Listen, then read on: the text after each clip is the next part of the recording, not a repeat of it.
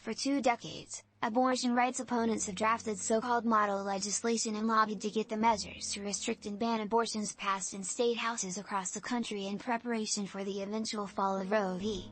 Wade. The model legislation and concerted political pressure from national organizations that oppose abortion rights resulted in key terms being cemented into laws, the limitation of abortion access and the influence behind the trigger laws that will go into effect in 13 states this summer as a result of. Leading the pack in crafting anti-abortion legislation are Americans United for Life and the National Right to Life Committee, that provide model bill services, legal counsel and advocacy efforts for the anti-abortion movement, including the drafting of abortion limiting and banning bills. Over the last several decades, the two groups have worked toward increasing abortion restrictions nationwide, ultimately leading to abortion bans in some states, said Elizabeth Nash, state policy analyst for the Guttmacher Institute, a think tank that supports abortion rights. What the national grow?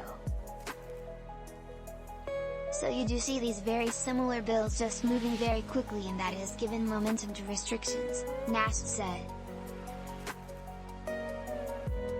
So we saw these legislatures adopting restriction after restriction, and that moves states to then start thinking about abortion bans because most of these states had adopted pretty much every restriction in the book.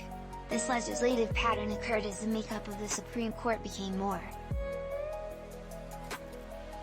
That's why after all of these election cycles and different political appointments, it was very easy to see the demise of Roe.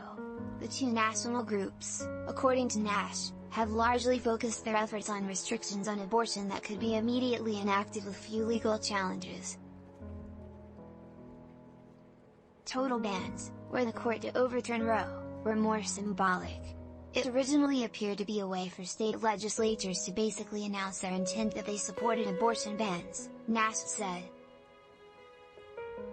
But because the effective date was in the future, it was also not possible to challenge the bans because they weren't going into effect.